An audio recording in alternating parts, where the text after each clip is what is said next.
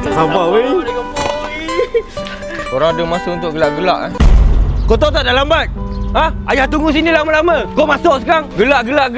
Masa kena jaga, kau tahu tak? Ni, kau tengok apa jadi dah jam. Merah kau tak telefon light tu. Sebab kau dah lambat. Ni kau tengok kereta ni kenapa ni? Lebih lamp putih. Aduh, aku kerajaan tak patut buat traffic light kat sini lah. Nangis kena aku, nangis. Kau ni lebih lah. Aku dah cakap dah. Diam. Alip. Ada nak pergi kencing tak? Tak ada. Toilet depan ni je. Sekejap lagi kalau nak kencing-kencing aku tak berhenti dah.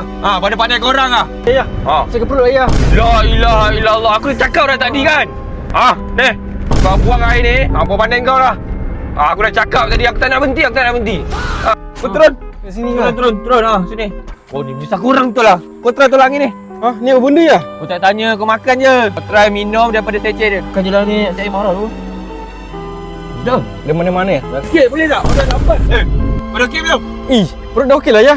Nasib baik ayah standby lebih tolak angin ni dalam kereta. Kalau setakat sakit perut, kemung perut, lawyer. Kita nak jalan jauh ni, nak pergi Kelantan ni, sakit badan, pakai ni lah tolak angin. Herba dalam dia ni memang dah terbukti dah untuk masalah-masalah macam ni. Bukan kau je dek. Segala peringkat umum boleh try. Beli kat mana? Guardian, Watson dengan mana-mana farmasi. Terbukti dah.